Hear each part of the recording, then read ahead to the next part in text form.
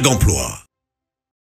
Fidèles téléspectateurs, bonjour. Bienvenue sur le plateau de Mag Emploi, l'émission dédiée exclusivement à l'emploi au Mali.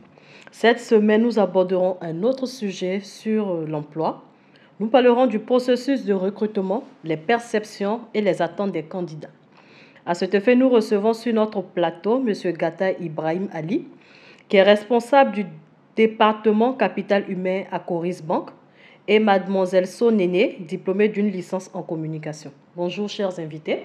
Bonjour. Bienvenue sur le plateau de Mag Emploi. Bonjour. Okay. Sans plus tarder, nous entamons directement la discussion avec notre invité, M. Gata. Donc, bonjour, M. Gata. Bonjour, madame. Ça fait la deuxième fois que nous vous recevons, c'est avec un grand plaisir. Ok. Est-ce que M. Gata peut se présenter pour les téléspectateurs qui ne vous connaissent pas forcément? Ok. Merci bien pour nous avoir reçus cet après-midi pour parler un peu des processus de recrutement d'une manière générale. Je vous remercie. Ok. M. Gata, c'est qui, M. Gata? Ok, moi je suis Ibrahim Ali Gata, je suis responsable du département du capital humain de Coris Bank International Mali. Je suis titulaire du MBA en management des ressources humaines et je suis un doctorant aussi en sciences de l'emploi. D'accord, merci. Ensuite, voilà, c'est ça. J'ai travaillé auparavant aussi à Coris Bank International au Togo. Ensuite, j'ai eu plusieurs autres responsabilités, notamment au bureau du vérificateur général, où j'étais responsable du département des ressources humaines. J'étais aussi au niveau de l'ICRISAT, au programme ICRAF pour l'Afrique de l'Ouest et l'Afrique centrale, et je m'occupais du nœud Sahel. Et avant ça, j'étais aussi à Africaire et à Action for Enterprise, c'est des ONG internationales. D'accord, ok. Merci. Vous avez un parcours très enrichissant. Merci bien. D'accord, donc aujourd'hui, comme je le disais tantôt avec vous, on va parler du processus de recrutement de façon générale. On va parler un peu de perception, ce que les candidats en pensent, et aussi leurs attentes. Voilà, donc déjà, c'est quoi pour vous le processus de recrutement? Ok, le processus de recrutement est un domaine très important. C'est pratiquement la porte d'entrée. Et on peut prendre l'exemple d'une maison. Pour entrer, il faut rentrer d'abord par la porte principale. C'est la porte d'entrée de l'entreprise. Donc ça consiste à doter disons un service, ou bien une direction, ou bien un département d'un poste d'emploi, d'une ressource humaine. Et cela peut se passer de plusieurs manières, soit par exemple un nouveau poste, la création de nouveaux postes, ou bien le remplacement d'un poste vacant, soit par démission, ou bien décès de l'employé, ou bien par exemple une démission de l'employé. Donc c'est une autre possibilité de pouvoir doter le poste. D'accord, ok. Maintenant, pour acquérir ce candidat-là à ce poste-là, quelles sont les étapes clés qui constituent le processus de recrutement? Ok, il y a plusieurs... c'est un long processus, mais des étapes très importantes. La première étape, c'est qu'il faut qu'il y ait un besoin d'abord exprimé par le département ou bien le service pour doter ce poste. C'est ce qu'on appelle la demande de dotation. Donc il faut que le besoin soit exprimé. Et en ce moment, on enclenche le processus de recrutement. C'est d'abord lancer l'avis. Il faut d'abord que le poste soit budgétisé pour occuper les postes. Ensuite, lancer le processus de plusieurs manières, soit la publication à l'interne, à l'externe, ou bien on peut passer par une entreprise, disons par un cabinet de communication, ou bien un cabinet de recrutement. Donc après ça, ensuite on fait la présélection. Donc de la présélection, ça dépend des postes, on passe à un test écrit ou bien directement aux entretiens. Et après les entretiens, si le candidat est retenu, on l'appelle pour négocier avec lui sur le salaire, sur sa disponibilité, sa prétention salariale. Et ensuite, s'il est retenu, ça dépend des postes, on peut faire une enquête de moralité sur le candidat. Ça dépend par exemple d'un poste d'un caissier, bien d'un poste de chef comptable, d'un directeur. Donc pour vérifier sa moralité, est-ce qu'il est apte au poste? Oui.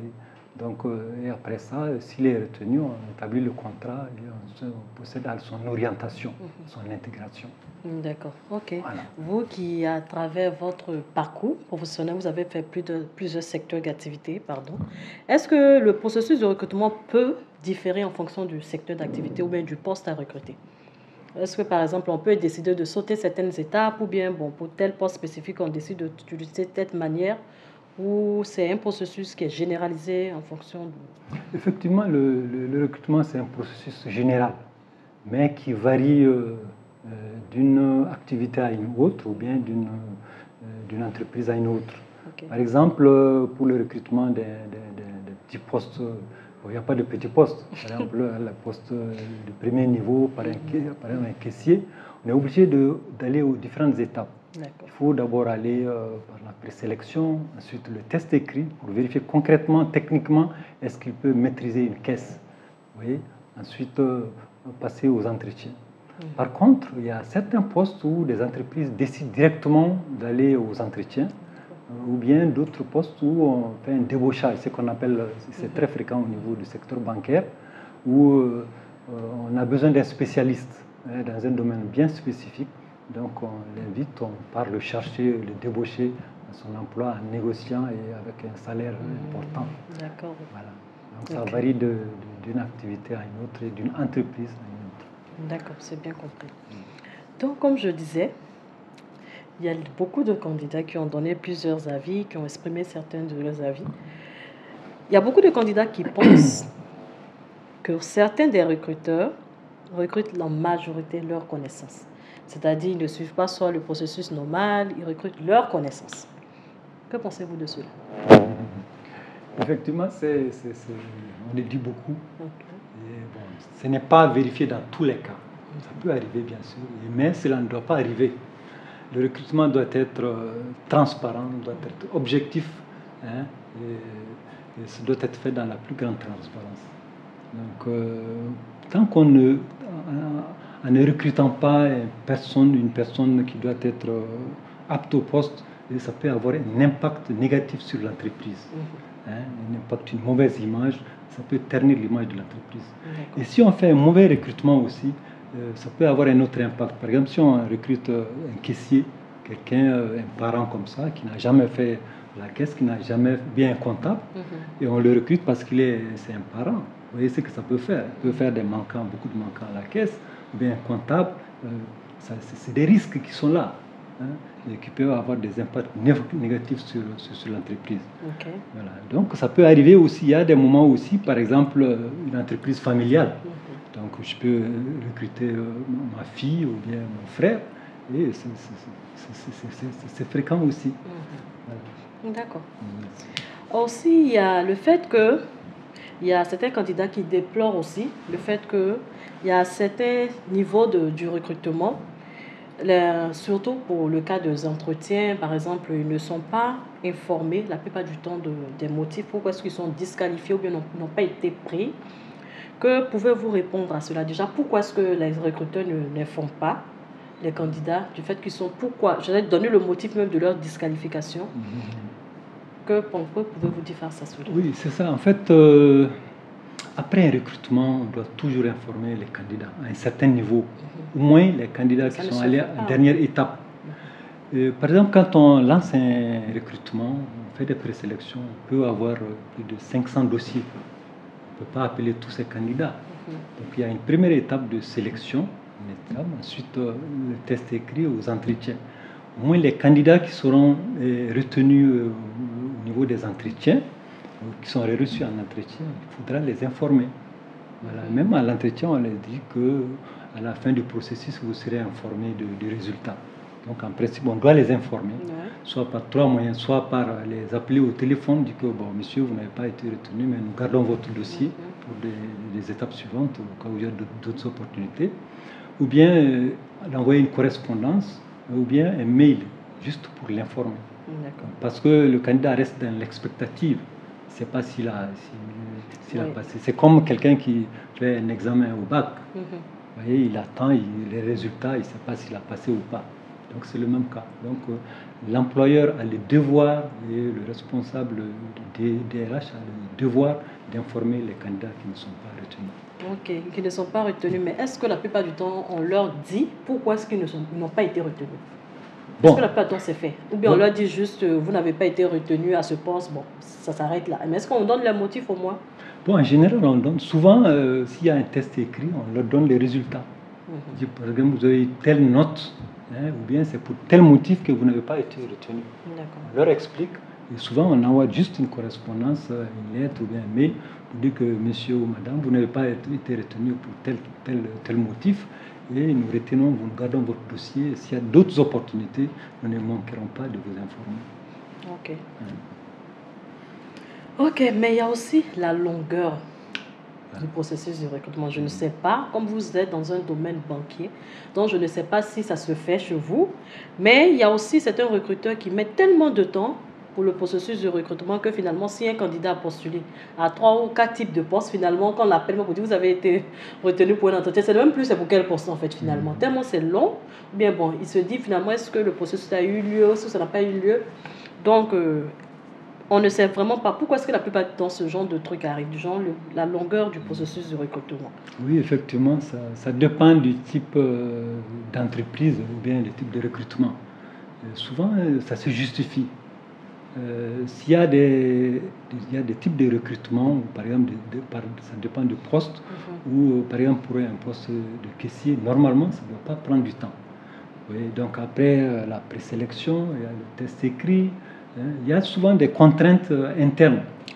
Par exemple, souvent des membres du jury peuvent ne pas être disponibles immédiatement, ou bien, par exemple, les sujets, si les sujets doivent venir de la holding, par exemple, ou bien d'autres personnes doivent envoyer le sujet, ça peut prendre du temps.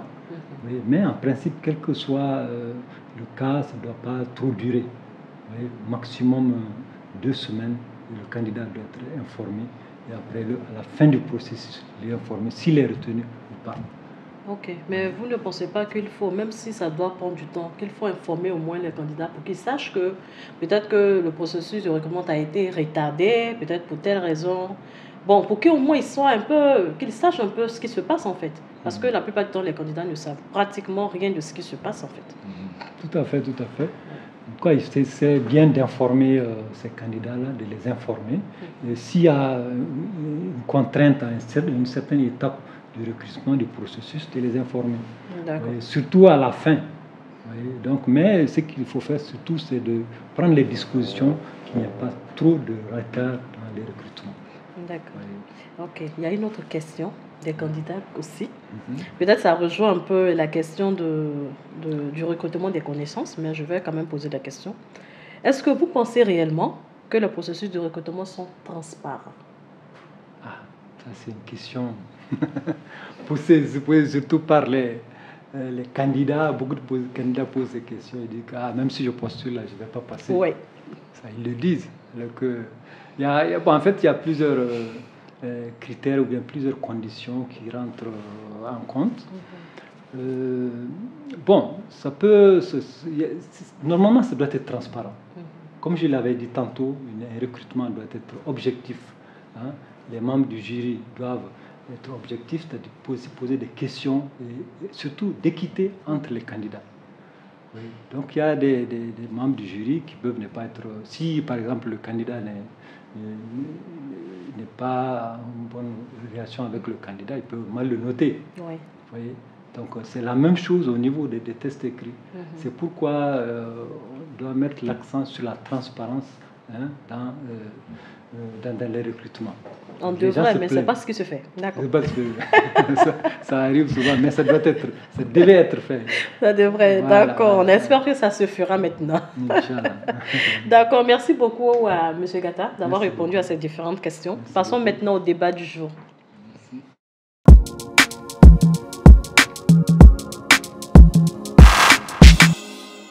Ok, Mademoiselle So, je sais que vous étiez très contente par rapport aux questions qui ont été posées, parce que je sais que c'est des questions que très souvent les candidats se posent. Oui. Voilà, donc Mademoiselle So, est-ce que vous pouvez vous présenter brièvement? Bonjour, je suis Néné Satourousso. Je suis diplômée en communication et journalisme. D'accord. Mais vous, particulièrement, vous pensez quoi des processus de recrutement? Alors, je dirais que arrivé presque à la fin des processus, on n'a plus de nouvelles. C'est comme vous l'avez souligné un peu tôt, on n'a plus de nouvelles, on ne sait même pas si on a été pris ou pas. Ils ne nous informent pas si les tests se sont bien passés, ce qu'on a eu. Absolument aucune information. Et ça, c'est assez décourageant quand même. Oui, d'accord. Est-ce que, bon, je suppose que si vous parlez, je sais que vous avez participé à un processus de recrutement. Oui, bien évidemment. Voilà. Donc, vous n'avez pas eu de retour à chaque fois que vous avez postulé, il n'y a pas eu de retour, bien il y a eu des structures quand même qui vous ont fait des retours, des fois ou d'autres, non? Oui, il y a des structures qui m'ont fait des retours, mais la plupart du temps, non. Non. Oui. Ok. Donc, vous, en général, qu'est-ce que vous attendiez, des processus de recrutement? Par exemple, si je postule quelque part et que je suis présélectionnée jusqu'à la dernière phase de recrutement et que là-bas, ils décident de me caler, ce que je demande à la limite, c'est pourquoi je n'ai pas été prise. Qu'est-ce qui me manquait? Parce qu'arriver jusqu'à cette phase-là, le recruteur, il sait exactement ce qui me manque, ce qui ne va pas avec mon profil pour le poste. C'est ce que j'attends. D'accord. Ok. Qu'on vous fasse au moins un retour. Voilà. Pour que vous sachiez c'est pourquoi est-ce que vous avez été disqualifié. Exactement. Et comment est-ce que vous pouvez vous améliorer pour la prochaine fois. Oui, c'est ça. D'accord. Totalement. Est-ce que vous avez des questions pour notre invité, M. Gata? Oui. Allez-y. Je vais juste... Voilà. Par exemple, lorsqu'on va dans un entretien maintenant, pour que le candidat ne bug pas et il soit à l'aise face au recruteur, parce que ce que j'ai remarqué, c'est que les recruteurs ne mettent généralement pas à l'aise les candidats. Qu'en pensez-vous? Oui, effectivement, au niveau du recrutement, il y a certains candidats, une fois qu'ils sont en face du membre du jury, ils perdent le fil. Vous voyez? Donc il faut être naturel. Vous voyez? Et souvent, quand on reçoit un candidat, la première des choses, c'est, avant de se présenter, de demander au candidat de se présenter, c'est de lui dire de se mettre à l'aise. De se mettre à l'aise, d'être naturel. Vous voyez? Donc certains, quand on commence à poser des questions, ils sont troublés et ils perdent le fil. Une fois que vous perdez le fil à l'entretien, là, rassurez-vous que ça ne va plus, ça ne va pas marcher. Voilà, donc il faut être naturel, il faut vraiment être vraiment disposé à répondre à tout et surtout se préparer.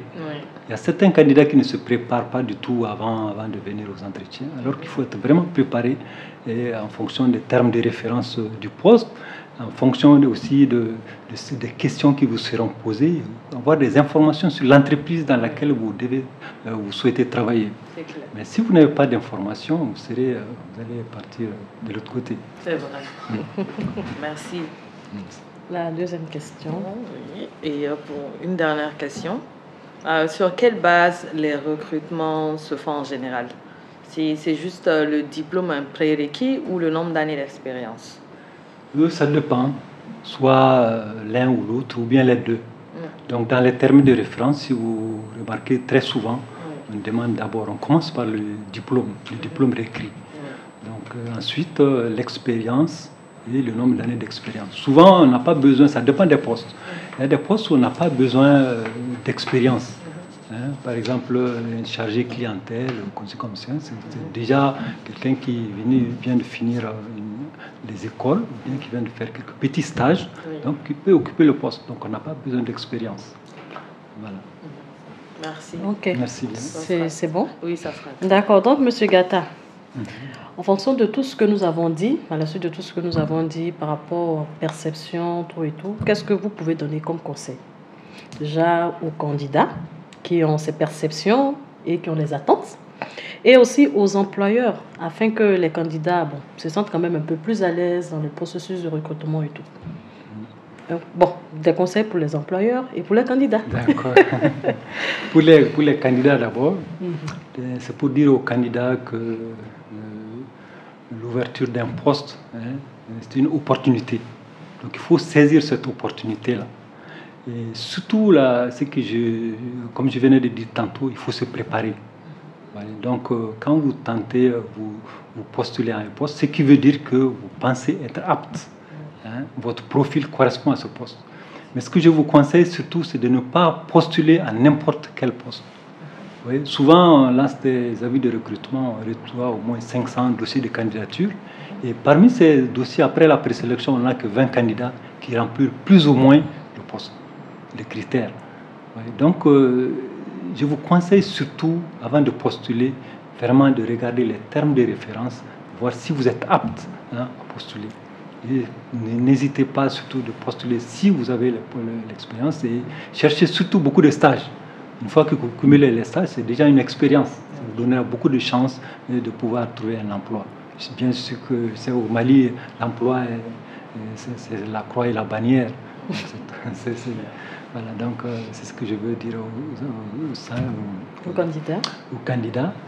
Quant aux employeurs, surtout le recrutement doit être transparent. C'est là il va de l'image de l'entreprise. Si vous mettez en avant les relations familiales ou bien amicales, donc vous n'aurez pas recruté le candidat que vous souhaitez recruter. Et ça peut avoir un impact négatif, non seulement sur l'entreprise, mais sur le poste. Vous voyez, donc vraiment, j'encourage les employeurs à mettre le paquet pour essayer de recruter dans la plus grande transparence, la plus grande objectivité. Voilà. Ok. Merci beaucoup pour vos conseils. J'espère que les candidats et aussi les employeurs auront pris bonne note de ces conseils que vous avez donnés afin de pouvoir optimiser un peu plus le processus de recrutement. Ok, donc passons maintenant aux astuces.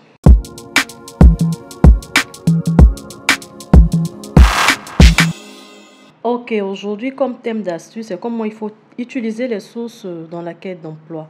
Il y a beaucoup de candidats à la recherche d'emploi qui très souvent ne savent même pas où est-ce qu'il faut aller chercher les informations sur les recrutements, sur les offres d'emploi et tout. Donc, on va vous donner quelques astuces pour savoir où il faut aller pour chercher les informations sur les offres d'emploi et autres. Déjà, le premier point, c'est déjà d'utiliser vos connaissances à vous. Quand on parle de connaissances, on parle de vos amis, de vos familles, des personnes autour de vous, les personnes avec qui vous avez fréquenté, toutes ces personnes-là, qui peut-être travaillent déjà quelque part. Ils peuvent avoir une annonce ou bien une information sur un recrutement qui est en train de se passer. Vous pouvez vous rapprocher d'eux, pour pouvoir avoir les informations sur les offres d'emploi. Et ensuite, s'inscrire et visiter régulièrement les sites d'emploi, comme Malibara. Voilà, c'est le site par excellence. Donc, visitez Malibara, le site malibara.com et déposez vos CV dans les agences de recrutement. Et les agences de recrutement qui existent au Mali, il y en a quand même beaucoup. Donc, vous pouvez vous informer sur ces agences de recrutement-là et aller directement vous inscrire directement dans leurs agences ou bien vous déplacer et de leur remettre vos CV et tout. Vous aurez peut-être même la chance aussi de bénéficier aussi des conseils pratiques qui pourront vous aider aussi dans votre quête d'emploi. Le quatrième point, c'est de s'inscrire sur les réseaux sociaux professionnels. Je parle d'ici de LinkedIn surtout. Il y a beaucoup de recruteurs qui sont sur ce réseau social-là. Vous pourriez vous inscrire sur ce réseau-là, déjà envoyer des demandes de connexion aux différents recruteurs, à des amis, tout ça. Et vous allez pouvoir créer un réseau autour de vous qui va vous permettre de pouvoir faciliter aussi votre recherche d'emploi. Et le dernier point, c'est de participer au salon professionnel. Bon, chaque année quand même, il y a au moins un salon, soit de l'emploi, un salon du recrutement qui est organisé au Mali. Donc, vous pourriez participer à ces salons-là, pouvoir rencontrer aussi les recruteurs directement, échanger avec eux, aussi bénéficier aussi, peut-être il y a certains aussi qui, à travers ces salons-là, obtiennent des stages ou un premier emploi. Donc, vous pourrez participer à ces salons-là, ça peut vous permettre de pouvoir obtenir un emploi ou un premier stage. Voilà, c'était en quelque sorte quelques points. Je ne sais pas si M. Gata a d'autres points qui peuvent aider les candidats, ou bien on a tout dit. Bon, je ne sais pas. Vous avez tout dit. D'accord. Donc, chers invités, nous sommes à la fin de l'émission. Je ne sais pas si l'un de vous a quelque chose à dire. Qu'est-ce que je pourrais ajouter, à part que, voilà, donner la chance aux jeunes diplômés, on ne sait jamais. Peut-être qu'ils ont plus d'expérience que ceux qui ont fait 20 ou 30 années avant. Ouais, d'accord. Voilà. Ok, c'est le mot de fin. Je vais aussi encourager encore les jeunes diplômés à ne pas se décourager, parce que certains ils postulent à un seul recrutement. Si ça ne marche pas, ils baissent les bras. Alors qu'il faut être s'armer de courage pour tenter votre chance. Chaque fois qu'il y a une opportunité, ne manquez pas de tenter votre chance et une porte va s'ouvrir. D'accord. Merci beaucoup, M. Gata. Merci. Donc, merci encore, M. Gata, d'avoir accepté de participer à ce numéro de Mag Emploi. Je pense qu'à travers tout ce que vous avez dit, vous avez quand même pu élucider un peu les questions que se posaient les candidats de façon générale. Et vous avez donné aussi des conseils pratiques pour les aider dans leur recherche d'emploi. Merci à vous. Merci bien. Voilà. Merci. Bon, comme on dit, on a la coutume de dire que jamais 203. Ça veut dire qu'on aura la possibilité de vous avoir encore une troisième fois sur le plateau de Mag Emploi. D'accord. Merci à vous. Merci de nous avoir reçus. Merci. Merci également à Neneso d'avoir accepté de participer à ce numéro de Mag Emploi. Je savais qu'elle avait beaucoup de choses à dire, surtout pour le processus de recrutement. Merci d'avoir accepté. Merci pour l'invitation. Et on espère surtout que vous aurez un emploi très bientôt. C'est ce qu'on peut vous souhaiter. Merci. On va prier pour elle. D'accord. D'accord, donc on ne peut pas terminer cette émission sans remercier nos téléspectateurs, ceux qui nous suivent chaque mercredi à 20h. Merci à vous, c'est grâce à vous que nous sommes encore là. Merci également à notre équipe technique. Nous vous rappelons que l'émission Mag Emploi est l'émission de tous les chercheurs d'emploi, est l'émission des recruteurs, est l'émission de tous ceux qui s'intéressent au domaine de l'emploi. Donc, cette émission est préparée et présentée par l'équipe de Mali Bara. Nous nous retrouverons la semaine prochaine sur Joliba TV News. D'ici là, portez-vous bien.